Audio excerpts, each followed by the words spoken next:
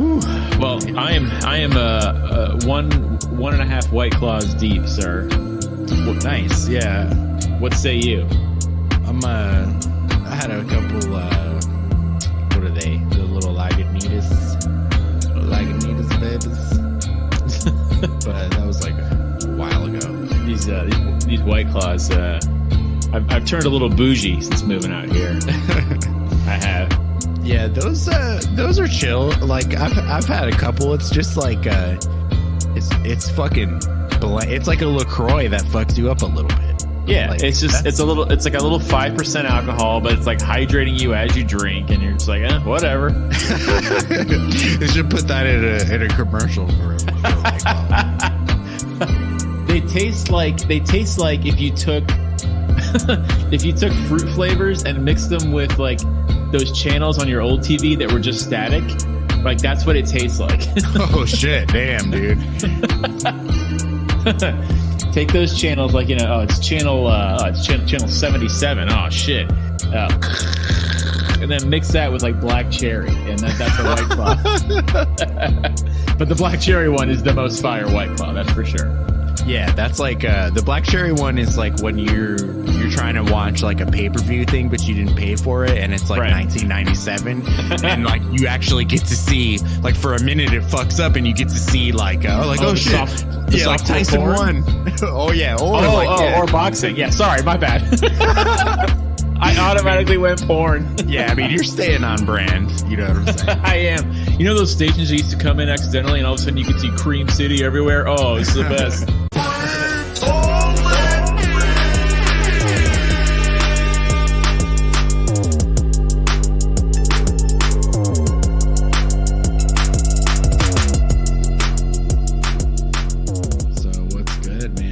What's good with you?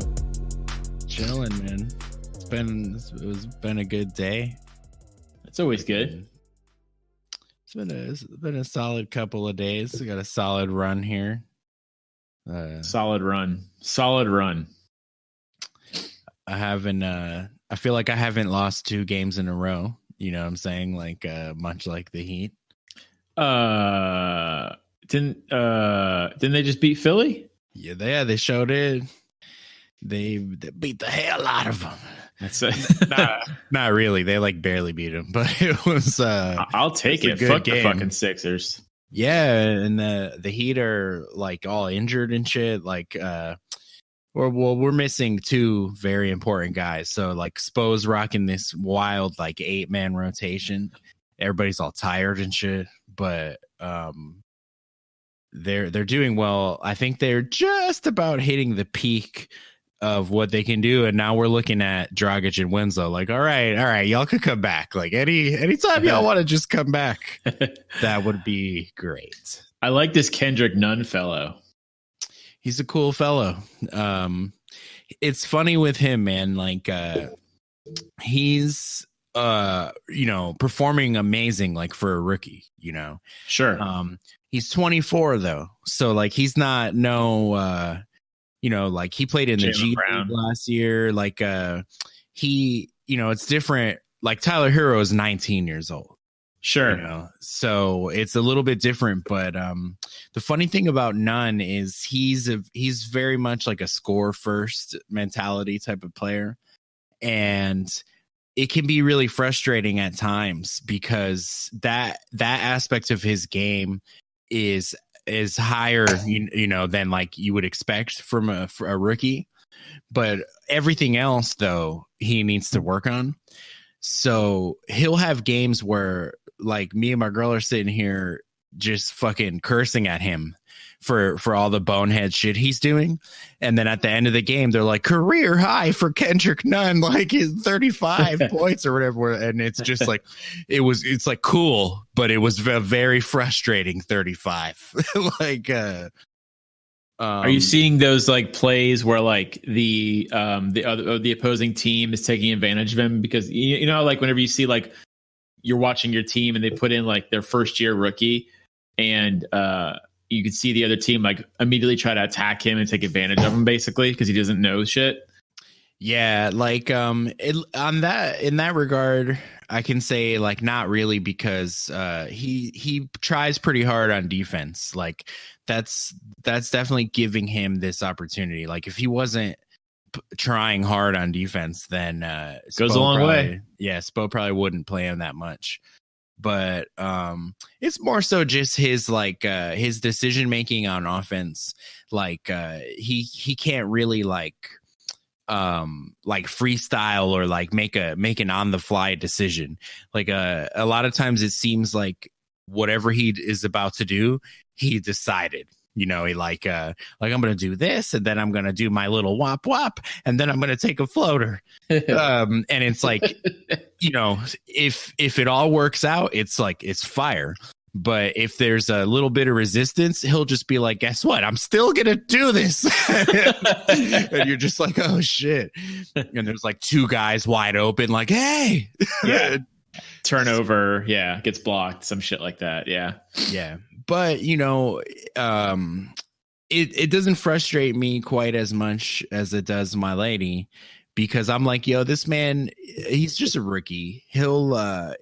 He can improve these things, you know. Yeah, that's standard for any rookie. It doesn't matter how good they are. You're going to get taken advantage of by the veterans. So it's true. It's cool. Cool. I mean, just forgive them and shit.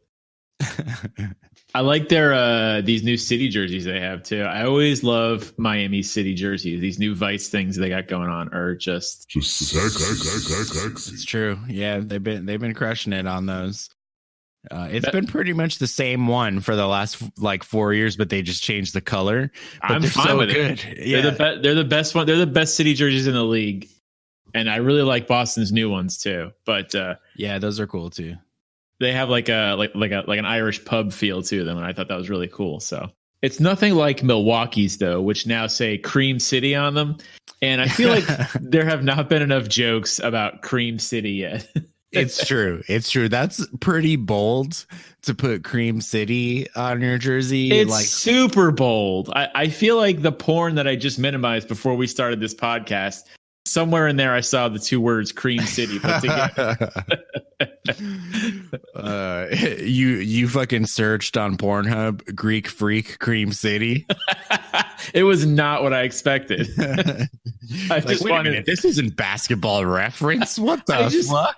I just wanted some good NBA content. It's let's just say it's not that. Somebody walks in, you're like, oh, I thought this was nylon calculus. I don't know. I have no idea what's going on here. Porn and basketball stats. Yeah, basketball is pretty fun. It's my favorite sport. We can end this episode. Yeah. I love the way they dribble up and down the court. Yeah, basketball is fun, man. Yeah, basketball's a good sport. I'm glad they have an entire professional league of basketball. Yeah, it's about damn time. where they have a whole system where they get the best basketball players and they funnel them into this one league of 30 teams. It's true. These are all things occurring today, people. So here's an interesting thing I found. Highest percentage of points coming from free throws. Ooh, go off, Queen. All right. Jimmy Butler, 36%. Joel Embiid, 31%. And number 3, James Harden, 30%. Damn. Just solidified his case that he has too many haters, I think. Yeah, I mean, I still hate him. But yeah, that's an interesting one because that's like their free throw rate. So it's like what that does not express is like the total amount of going to the line, and like he's going like he probably has more than double the free throws of those other two dudes. You know what I mean? Okay. I'm trying to figure out where you're coming from here. So like that stat is like percentage of his points that he gets off of free throws. Right, you know what I right. mean? Yeah. But like, the guy's averaging almost 40 points a game. And those other two guys are not averaging 40 points a game. Yeah. Okay. That's fair. I thought about that too, because he's scoring. Yeah. But what you just said is a positive for him. Oh, like, yeah. He's still scoring a lot of points because he shoots threes really well. He's good at that step back. I mean, he's crossing up Kyrie. I mean, he's ridiculous. Yeah, it's like if a guy was shooting 40% from three, but he was only taking like 2 a game, and he does the whole season like that, and you're like, wow, well, he's an efficient shooter. But then the next season he bumps it up to like 5 a game, and it goes down, and it goes down just a little bit. But it's like, yo, this is still better though, It's yes, correct, because he's shooting more. Yeah. It's but. The more I try to hate Harden, the more I find some new thing that like legitimizes him and just is like, I won't root for him, but man, he's I have blinders on when it comes to him. Like, I don't want to like him. I don't want to think he's good, but he is. I mean, he just is good. I mean, if he was on my team, I would love him. He's not on my team. I have to still kind of like him. So it is what it is. He's like a guilty pleasure, James Harden. Yeah. And he's just good. He's just really fucking good. He's really good at basketball. I mean, the NBA has done a great job of funneling just all sorts of humans who have played basketball at professional levels into one league where there's 30 teams, and James Harden is on one of those teams. It's true. Yeah. 5 guys versus another 5 guys. They put the ball into the hoop, and he happens to have a fucking natural talent for that. God damn. Speaking of that, another way that he is kind of not that he had to, but if he was concerned about it, like his perception, his public perception, and when it comes to the free throws, another way that he's kind of bolstered his case for like just who the fuck cares is the last 5 games. This man's averaging over 40 points. Yes. Like 7.8 rebounds, 5 assists, like 1.5 steals. And he's shooting 48, 45, 97. Yes. And he's only shooting 6 free throws a game. Yeah. Which is low for him. It is low, yeah. So, I saw that today on Reddit, and I found that interesting because I heard someone else kind of point out like a weird conspiracy theory about ever since the Rockets complained about that game where Spurs game, the one we talked about last episode. Yeah. Ever since they complained about that, which if anybody at home hasn't found out what happened, the NBA was just like, fuck off. Yeah. Actually, Adam Silver kind of did them dirty. He kind of backhanded them because his response was like, he thought that they had ample time to overcome that error, which is like, damn. He basically was like, y'all shouldn't have lost, but y'all shouldn't have gave up a 20-point lead. Exactly. Which if that is what he's saying, he's technically right. But if you just step away, dude put the ball through the hoop and the points were not counted. Like that's a problem. That's a problem in the professional put the ball through the hoop association. Yeah. Like the literal goal of like if anybody listening to this podcast needs to know, the goal of basketball is to put said ball into said hoop. And once you put the ball well, have fun. That's priority 1. That's first rule of basketball. But once you put ball through hoop, you get 2 points or 3 points, depending on where you were standing. Damn, we're so good at analytics. Like, we're so fucking deep. I don't hear Zach Lowe talking about this shit. No. Yeah, why don't you break the real shit down, Zach? I got a Woj bomb for you. Yeah. Fucking James Harden on that dunk put the ball through the hoop. He scored a literal goal. Yes. Like A field goal. He scored a basketball goal into a basketball hoop. Which is worth 2 points. For his team. It's true. It did not count. What the fuck? What the fuck? If this, I wonder if if that happened to another team and another player who didn't have the Harden reputation and the Rockets reputation, for that matter, for just being like whiners, would that complaint go through? It's true.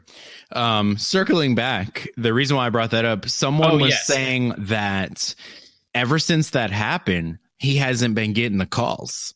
Like it seems foul calls. Yeah, his calls have gone down since that game, which is something kind of like, conspiracy-ish, like Harden's beard melting still beams ish or flatter. Fucking Instagram research type shit, but it's still interesting. But what is cool about it for him is the motherfucker's averaging 40 points still. Yeah. Just like, fuck it, I don't need your calls. You call your mom, call your dad to Father's Day, fucking travel. Call Tyrone. Yeah, call Tyrone, but you can't use my phone. Talk about a missed call, man. Yeah, no, I know. It's kind of awesome. He basically was like, well, if I'm not going to get it from free throws, I'll just have to do it the hard way. Like, he basically is sort of proving that he was doing the free throws because it was more efficient and he could actually, take a rest. Like, it wasn't scoring, having to use all his energy. He just had to take free throws. But now he's like, well, I'll score however I have to now, because that is what I do, is I fucking score. So, yeah. Yeah, speaking of Tyrone, you gotta call Tyrone, because you're in trouble with your girl and shit, and she's basically like, you better fucking call Tyrone and tell him to come help you get your shit out of here, because we're fucking done, right? So clearly, if we take this, the context clues, fucking Tyrone is like this man's like right hand man, and James Harden's right hand man is Tyrone. Well, no, I'm saying the figurative subject of call Tyrone. Oh, yes, of course. Yeah. So James Harden's Tyrone is Russell Westbrook. Yep. And in our little season preview episode, one of the things we said about the Rockets was again, crushing it on the analytics, but that the relationship between Harden and Westbrook, on the court, is going to be very important for them. And it's been interesting, and I will say that that's a solid ass Tyrone. Ever since ragging on Westbrook for when the Heat smashed them and he was minus 46 or whatever the fuck he was. You had to bring up that game, didn't you? Yeah, of course. All right, that's fair. He's been actually playing good. He's been actually playing pretty good, and it seems like it's working out well. The only hiccup is he's still not a threat from three, which is tough for Harden, because now you can double Harden a lot, and you don't have to worry too much until Westbrook goes to the paint, which then you might have help come already and shit. So, but go. And they're only, they're fifth in the West, which is kind of where I expected them to be anyways. Actually, I shouldn't even say that. I kind of expected them to be more towards the bottom of the West, but that's fifth is about right. That's kind of where that's probably where they'll end up, when the playoffs start. So speaking of that, are we trying to maybe look at our predictions and see where they are now, about 30 games into the season? Yeah, I took a little look at that, and a lot of it was pretty standard stuff. You know what I'm saying? A basket is worth 2 points type of shit. But there were a few little interesting ones. We said that the Thunder would be not that good, but a little better than the Suns. And that's literally exactly what they are. Yep. Thunder are currently seventh in the West at 13 and 14, and the Suns are 11th in the West at 11 and 16. However, I think that prediction that we made, I think I meant that to be like the Suns are going to be like the worst team in the West, and the Thunder are going to be like just above them. Yeah. However, the course. Suns have been better than anybody thought, and so our prediction is still technically correct, but we did not predict the Suns to be where they were. You know what I mean? Yeah, they're sitting at 10th right now, 11 and 16. I don't know. They're only a game out of 8th. So yeah. Yeah. Both teams, I feel, have exceeded expectations. But, the Thunder are still a little better than the Suns. Yes, so I thought that was interesting. We nailed that one. You had a take about Aaron Baines, and that you basically said that he was going to do well, and that and he fucking did.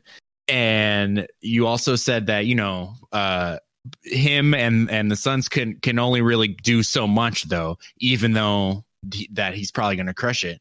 And that's pretty much true. That's like what we have seen so far. I was half joking with that prediction, but Aaron Baines could legit win Most Improved Player, and nobody would bat an eye, I don't think. I don't know. Fuck. I don't. I got a Most Improved Player take, but I'm gonna save that. I'm gonna save that and keep going through this little prediction. I'll also add to that there were a lot of I listen, of course, to a lot of Celtics stuff, and there was a lot of times during last season when he would be injured, and people would like really break down like, look how much worse the Celtics play when Aaron Baines is off the court as opposed to when he's on the court. It was a really, really weird, like, he didn't get a lot of minutes, right? Because obviously you had Al Horford, but when you had to rest Al Horford, you bring in Baines. But when Baines is not on the court, there was this really, really weird, like, night and day sort of way the Celtics played that was just not as good. This is my hot analytics take here, but but I could see that he adds something to a team. The man won a championship, he's a valuable player. He has that he has Greg Popovich tendencies. You know what I mean? Yeah. So I mean that goes a long way. I think that's why I always notice like certain bad teams will pick up players that used to play for a championship team because they want that sort of pedigree. They want somebody who has that mentality. Yeah, exactly. Like when, I don't know, what's a good example? Like when after the Bulls broke up and the Rockets were like, well, we want Scottie Pippen. And the Blazers were like, well, we want Scottie Pippen. And he played for both of them. And that's a bad example because Scottie Pippen's just really good. It's a pretty good example, though, I would say. Example. But Scottie Pippen had value anyways. And those teams were good too. But they were decent teams. They were just looking for like a little upgrade. But like someone like the best example is someone like Robert Horry, right? Yeah, I guess. I don't know. I tried to have a good point here, but I noticed like a lot of when a team wins a championship, even the players who weren't like the stars of that team get picked up pretty quick after that team sort of breaks up. Yeah, because they played under a good coach. They have the championship mindset. They know how to win. So yeah, even when they don't win the ring, like just playoff experience. Yes. You got to think. Look at a team like the Hawks. So many talented players, but they're all so young that like they're not going to be good. But think about how fucking valuable it must be for each of those dudes to just like sit down on the bench and watch the game with fucking Vince Carter. Oh, yes. Vince Carter is telling you his thoughts on shit. It's like, that's really positive. That's a guy that's made deep playoff runs. He's been to the finals. He knows how to play the game, and he's 42 now, I believe. Yeah. They're putting up a fucking Vince Carter dust fart in the win column, but you still got to think that he's imparting wisdom on these guys. That's going to help them for their rest of their careers. Yeah, it's good for for Trae Young especially. That's just huge for someone like him. So we also spoke on Wiggins getting a haircut, and that it's maybe a sign of more maturity and making an improvement. Oh, that was a prediction. You're right. It fucking happened. That happened. It fucking happened. Hair stats, you know what I'm saying? Looking good. Fucking looking good. Looking good. Yeah, it's amazing. Alex, when you look good, you feel good and you play good. So that's all there is to it. It's true. It's true. Fucking Sam Cassell just defeating all odds. Oh my god, that like that a national treasure. That one stings a little bit there. I love Sam Cassell. I love Sam Cassell too. He's played for like every single team, but yeah, good for Sam Cassell. He's beating all odds. Plays well and looks that way. What else? Our Warriors take was like spookily correct, but it was mainly because we basically said that they're not going to be as good, but we didn't know that they were going to be 5-24. Yeah, literally the worst team as we speak. It's very interesting how it seemed as if they went a few games into this season. They saw what kind of team they were going to be, and were like, we give up.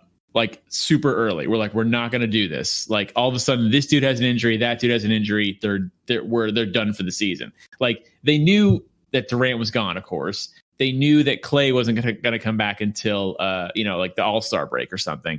But they still were just like, bench all of the good ones and let this team do what it does. We don't give a shit. We'll get a draft pick. They gave up quick, I feel. Am I right? Am I wrong? I mean, it seems sort of transparent. What it do, baby? Yeah. Yeah. D Wade recently did an interview with I believe it's like Matt Barnes and Steven Jackson have a show now, which I'm pretty stoked on. I haven't listened to it yet, but they spoke about what we're talking about right now. And Wade said that this is a problem for the other teams, figuratively, because they're resting, Yes. It's not like those guys disappeared. Like they went on a hell of a run, and now they're getting rest. So, they might be able to reassemble in a new way and go back at it. But one thing you had said that I thought was interesting in our season preview was we were talking about Draymond, and I was saying that Draymond, now more than ever, and also when we were speaking about this, we were going under the assumption that they weren't going to be the worst fucking team and that Curry was going to be an MVP candidate. Yes, but, that was that prediction obviously is not going to happen, but yeah. But I was saying, Draymond's got to be at his best for them to maintain their level of success. And then you had said something that I feel has we've gotten to watch, which was just what can he do? What can Draymond do, out there by himself, sometimes. Okay. And you were basically saying that, there's only so much that Draymond can really do. Yes. But we were speaking, not realizing that we were about to watch Draymond be the best fucking player on the team for the whole season. It's a great point. And it's true. It's not like he's out there getting 20 points. You know what I mean? He's still doing Draymond stuff. Yeah. But he doesn't, he's not going to elevate the team. He's almost like we were talking about Aaron Baines, just a guy out there doing good team shit that when you put him with other talented players, he elevates that. He raises that ceiling, but he's not going to raise the ceiling of a, practically a G League team. His contributions will always be what they are. He comes in, he works hard, he rebounds, he's a pesky defender. You will always, there's no surprises from him, I guess, is what I'm trying to say. Yeah. Low key, I actually, when I started talking about that, I forgot what you actually said, but it was something like what I had just said. And it was concerning Draymond, and we did get to kind of see it in a way that we didn't even realize we were about to. It's true. And, if you were in a time machine and you... Fuck yeah. If you were in a... You already said fuck yeah. Yeah. if you were in a time machine and you were in the year like 2006 or some shit like that, right? I don't know. I don't know. I don't even know if I picked the right year, but if you got in a time machine in 2006 Gross, if you looked at the Warriors record in 2006 and then jumped to 2019 and you were like, oh, that's about right. That's the same record I would thought they had. They're always a terrible team. They never do well. You know what I mean? It's kind of weird how quickly they went up and then down, like really quick. It's true. Do you really think they'll be back though next year? Like they'll be a contender next year because they're resting all these guys? I think they will, because like really, if they have Curry and Clay, and they still have D'Lo, which they could easily keep him or turn him to something else, I think they're going to be just fine. I mean, the fucking Blazers went to the West Finals last season with, but largely powered by just CJ and Dame. It's true. It's possible, especially now. Just everyone just has these little duos. But yeah, other little notes on that I got are like, the only thing we really talked about with the Nets was like just a ridiculous Kyrie quote. And still now, as we talk today, like Kyrie is still kind of like the biggest story going on there. They're literally like the most average fucking team. Yep. And 7th in the East. Yeah, they as of like a few days ago, they were 15th in both offense and defensive rating. and their net rating was 0. So it's like, oh, are you serious? They're literally the most average team. Yeah, it's insane. The only little juicy thing there is still Kyrie, which is they're 11-5 without Kyrie. That is what really is. That's the most interesting thing about them right now. Elephant. Yeah. No, it is. I mean, he.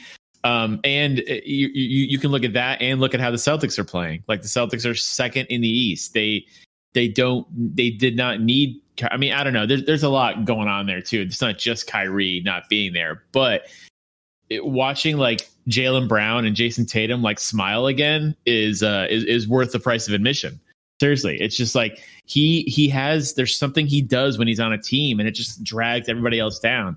And I feel bad for him because I know he has some mental stuff, which I think we covered this in the first episode too. Yeah, well, maybe, he might, he might, or he could just be a pain in the ass, to be honest. Yeah, he could just be a fucking asshole. He could just be a fucking asshole too. And like a selfish asshole who's just like, look, listen, like, here's the thing. If you're great at basketball and you need to get paid doing it, but if you're going to like drag other people down, just fucking retire. Like, you know what I mean? Like, just leave. Like, don't drag other people down with you. Just get out of it. You know what I mean? If it's not making you happy, then don't bother anymore. It's true. Pull a Larry Sanders and just quit and start designing skateboards. Larry. Or fucking Andrew Bynum, like dye your hair blonde, get like a Beatles haircut and go bowling.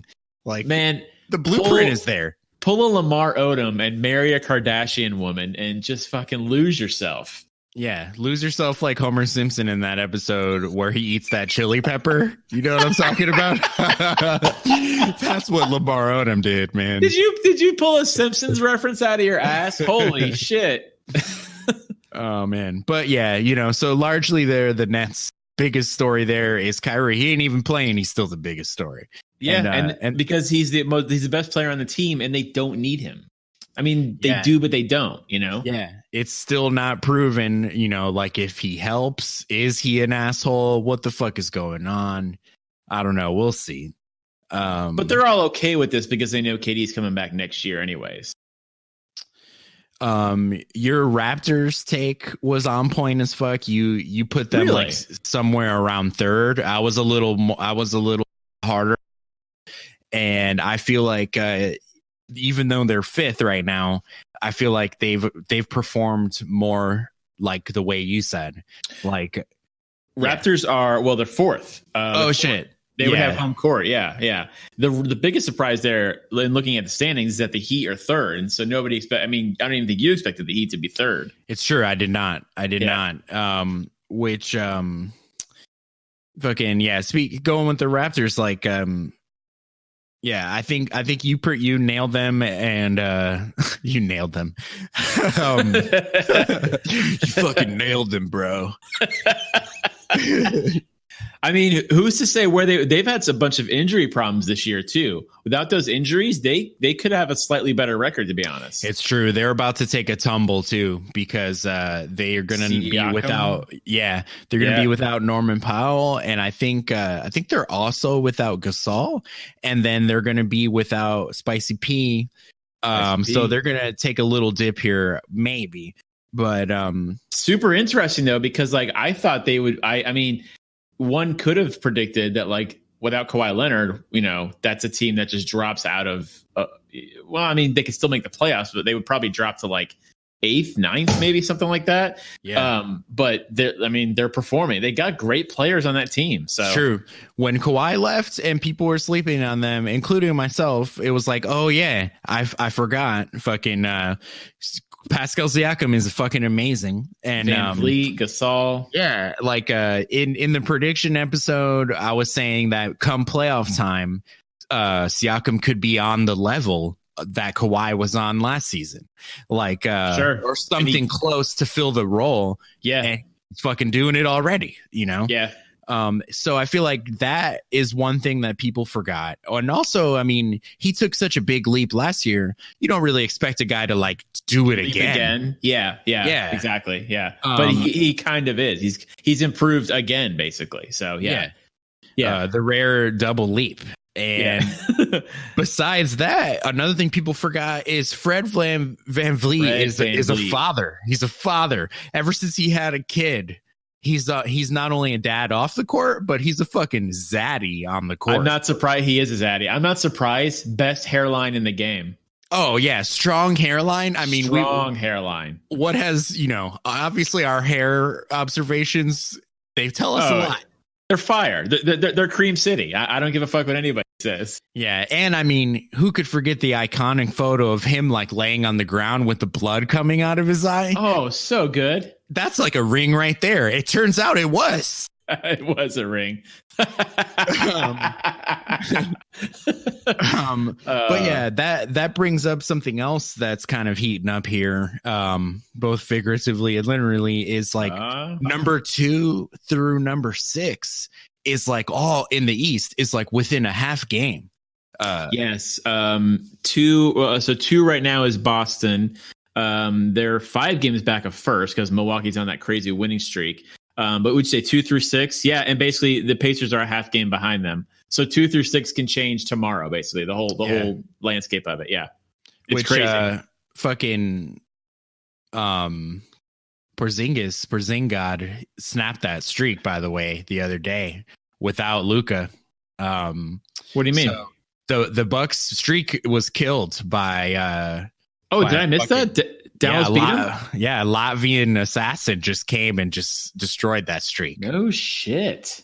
This man hit 2 cold-blooded threes from like the logo, like the center court like logo. He's been doing that. Yeah, which like at that point it's just like, all right, everyone, let's just go home. Like, yeah, seriously, yeah, because you know that like you don't just hit those. Well, I mean, you do hit them casually, but only because you practice the hell out of them. Like, yeah, guys are doing that in practice now, and it's like, well, I'm not going to go out there and defend that because the guy's just going to go right by you. You know, kind of crazy.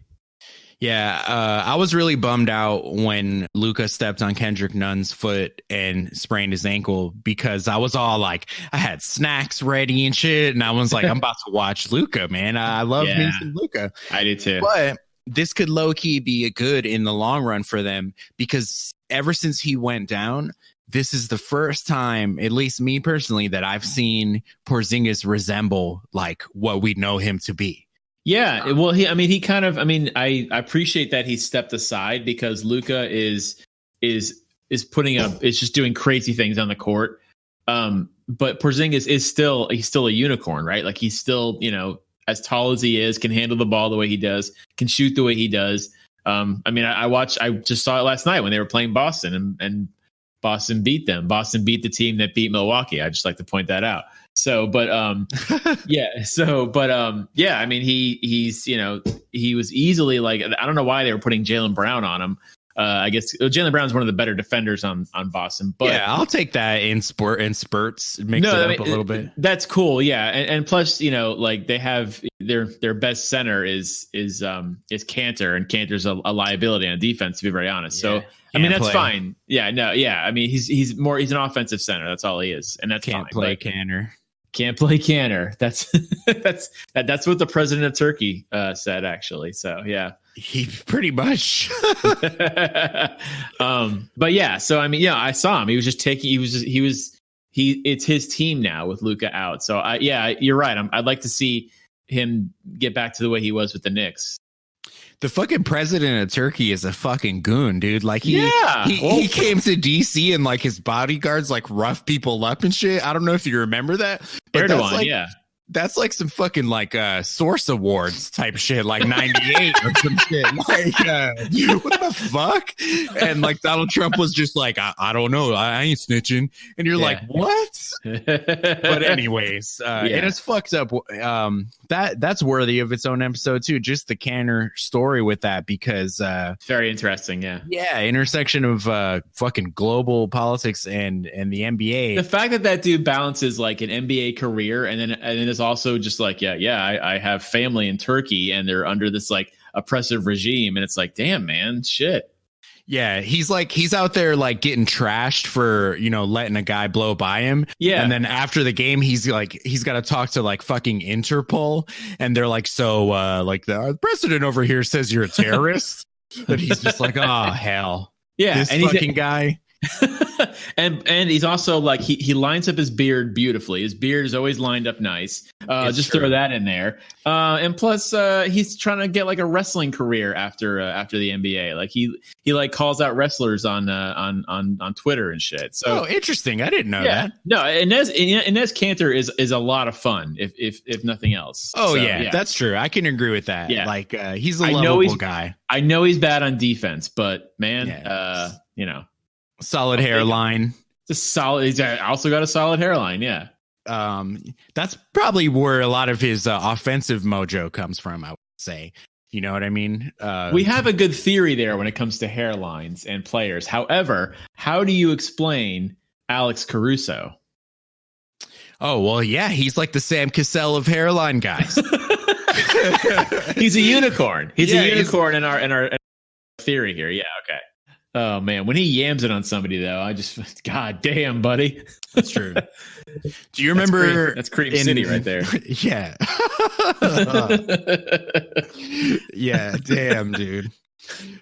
Do you remember do you ever go to like the book fair in elementary school and like there's like the Guinness Book of World Records, and it's like a super shiny looking, and it's like always a hot commodity at the book fair. Super hot commodity.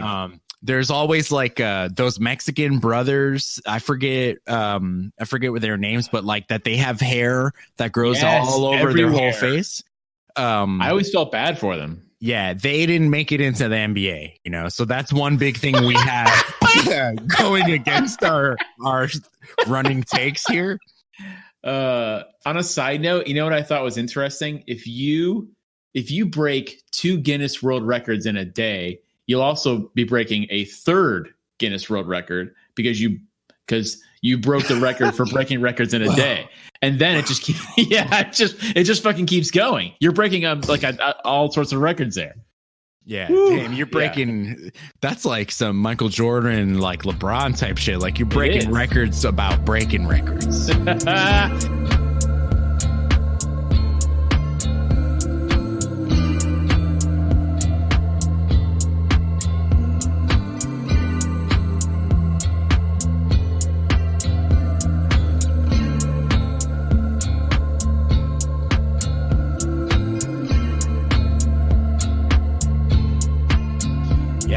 We also predicted that the NBA would play a regular season of 82 games, and so far they are on point. Yes. So regular John Hollingers over here. I saw an interesting thing that this is back when the Lakers and Bucks were both at 24-3 as their records. That winning percentage is still below the 73-9 Warriors. Wow. Damn. Yeah, which Jesus. is kind of nuts. Yeah, I think that's crazy. So there's that. Yeah. Yeah, that's tough, man. That's a really tough one. That's gonna be hard to break. 73-9, yeah. I think it'll be a while before. Well, we said the same thing when the Bulls went 72-10. Like we're like, well, nobody's gonna beat that for a while, and literally 20 years later, it happened. So yeah.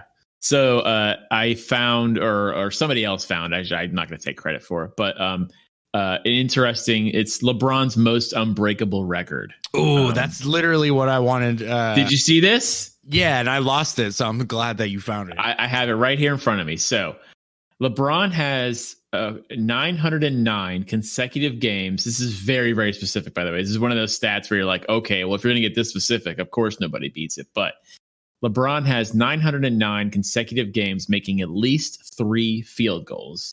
And you're like, okay, there's probably, you think there'd be a lot of players that have that. Second among active players is Giannis with 201.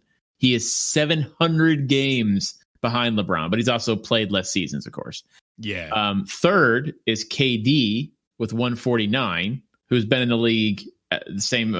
Wait, hold on. Pretty close amount of time. Pretty close amount of time to LeBron. Yeah, with 149. That means at some point KD had a game or a few games where he made less than 3 field goals, which is very, very interesting to me. Second all time. So we're not talking about active players, just second all times. MJ, 893. So LeBron is 20 or 16 games ahead of Michael Jordan. Man, that just goes to show that there's really no other two guys even in the same discussion, you know, as LeBron and Michael Jordan. Yeah, like you could argue till the cows come home about who's better and everything. I would still say LeBron, but yeah. Like, yeah, I don't even know. It's just like, it's hard, man. But I don't even want to get into that shit. That's because now we're going to turn into like Stephen A. and Max Kellerman or some shit. I will never have that argument with you at all. Never, ever, never. Even if you agree with me, I don't want to talk about it. It's true. I'm actually going to delete this whole recording. Fuck it. I'm going to cancel this whole shit. I'm never talking about basketball again. It's going to make me scream City. But yeah, that's just nuts. And that's a low bar too when you think about it, you know, like 3 baskets in a game. Goals. But apparently it's super difficult because really one guy is like way ahead of everybody else. Yeah, it's an endurance stat, you know, it's like how it's a streak, you know, so. But when you say it, though, when you say 3 field goals, 3 consecutive games making at least 3 field goals, you're like, well, that's I mean, any NBA player could do that, right? If you're a solid starter, you can make 3 field goals every game. But a lot of guys, apparently a ton of guys, have not done it. Yeah, a lot of things have to go right, you know, like when you were talking about KD not being, you know, all up there like that. 149. One thing I thought about was just like circumstances like on the team, like I don't know if 149 games ago he was still on the Warriors, but you got to think there could have been some nights where like on the Warriors where he took like one shot and then he looks at the score and he's like, oh, well, goddamn, we're up by 50. Yeah, exactly. Yeah. But you know what? I'm going to go like, see y'all. Yeah. There is that sort of, that factor where like LeBron, when he dragged Cleveland to the finals that one year, like he basically like had to take at least 3 field goals to like keep them like going. You know what I mean? So yeah, there is that factor when KD basically jumped to the Warriors and he had like Steph and Clay and he had plenty to like work with there. He didn't have to do it. The pressure was off. He didn't have to do anything. So yeah. That'd be funny if LeBron plays until he's 50, just simply to keep the streak going, and literally just shoots 3 shots every night and makes them, and then goes back to the bench. He had some interesting opinions on load management, apparently. Yeah, man, LeBron is smart. He doesn't give a shit. He's I don't think that that's his actual opinion. No. Part of it could be like I definitely do think part of it is genuine, that like he wants to be out there for the fans and stuff. But like I know that he fucking knows like the psychological aspect of the grind of the season better than anybody.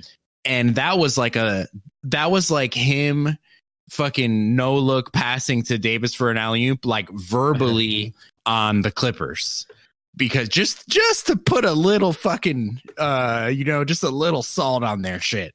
Okay, that's interesting that you went there with that. Okay, I didn't look at it that way, but yeah, okay.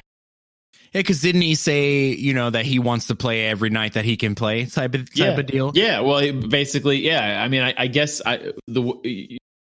when you put it that way, yeah, I could see it as a subtle jab to Kawhi, but But LeBron doesn't take subtle jabs. Like, he doesn't really give a shit about that. He doesn't really. I feel like since he's won a championship, he's kind of like, I don't give a fuck. Like, that's where that meme comes that's from. True. When they show him with the bandana on and the cigarette in his mouth. That meme. I love that meme. So I feel like he just doesn't care. Like, it doesn't matter to him anymore. None of this stuff matters. He's still going out there and playing as hard as he can, but I don't think he does the whole, like, I'm going to take a subtle jab at Kawhi Leonard. Like, he just doesn't care. Yeah. LeBron's subtle jabs have decreased much in the same rate as his hair. Man, if there's gotta be, with all the somebody has to be in his ear and saying, look, just shave it off. Just shave it all off. Just go bald. It's fine. Nobody will care. You are the king. Nobody, like, that's the one thing he still cares about is his hair. Like, he doesn't care about anything else. If he never wins a championship with the Lakers, I don't think he'll care. But his hair, he cares about his hair. What's a king without a crown? What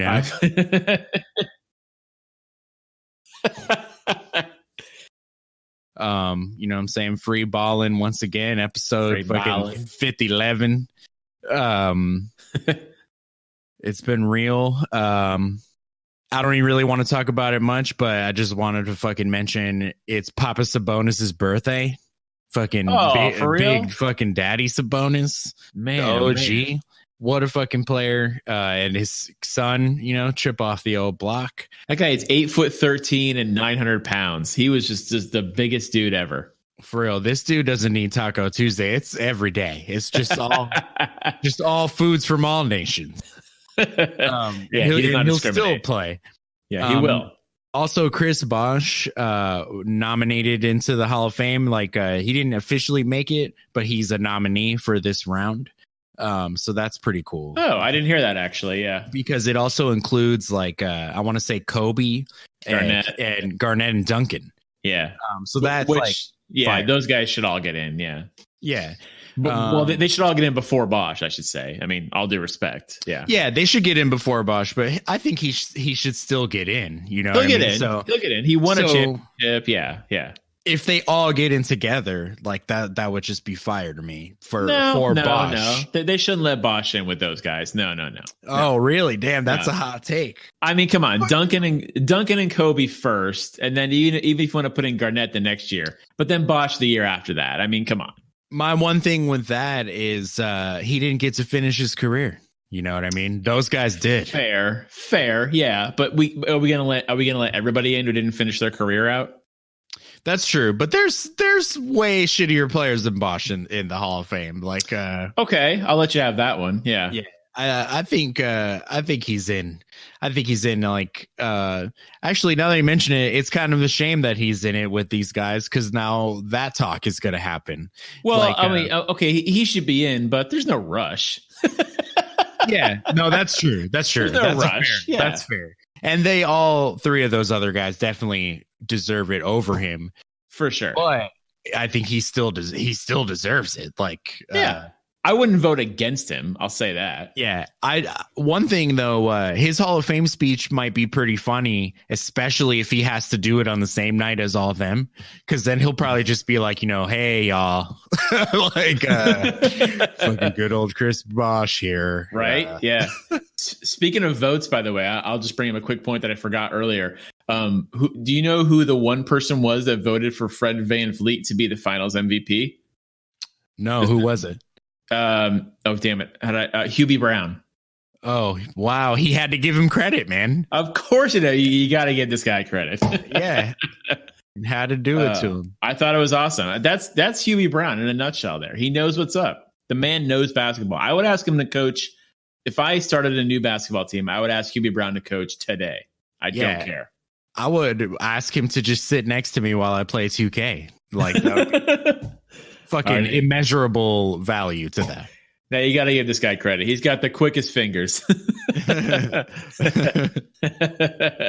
But like Fred VanVleet, like you got to appreciate that. Like one guy gave you at least a vote. Yeah, it's Hubie. Like that's fire. It's Hubie Brown. He's a Hall of Fame coach, I assume. Yeah, I mean, whatever. I don't even care. He's a Hall of Famer. Like, if he's not in the Hall of Fame for something, if for at least giving credit, like, come on. Yeah, for he's like the only coach to he won a championship, I believe, right? Only coach to win a championship with like 2 lazy eyes. You know what I mean? Like no coach has done that. It's true. This man overcame like being named Hubie. Like that's fire. That's not his real name. Hold on, come on. I mean, I'm assuming his name's like Hubert. Yeah, it's like it's gotta be. Like, what else would it be? I thought, well, typically with old white guys like that, it's like his real first name is Gerald. You know what I mean? Yeah, but it's like some plain shit. But we call him Hubie. You know? Oh, okay. I can see where you got that from. No, yeah. So, well, Hubert Brown. Yeah, Hubert. That's pretty good. All right. On that note, I think it's time to wrap it up. All right, my friend. Yeah, man, that was solid. I think we're getting better at this. Yeah, I think we're getting better at this too. Yeah, I am really. By the way, I when I listened to the last episode, I was like, we sound really crispy. Like just like it sounds like you and I are in the same room and we have like the best mics in the world. It sounds like we're in the same bed. Yeah. You wish, man. You wish. It sounds like fucking I'm inside of you. That's how good it sounds. Why do you have to be inside of me? Why can't I be inside of you, for Christ's sake? You gotta give him credit. You got.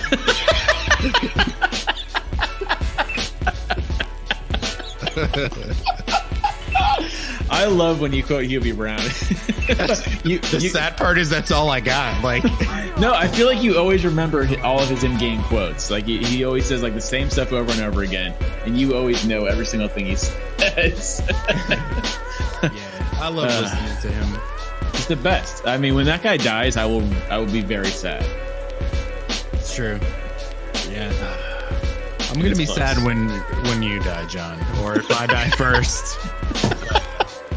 I'll probably be sad still, anyways. I'll put like I'll drape like, you know how like for soldiers they wrap the coffin in like a like an American flag.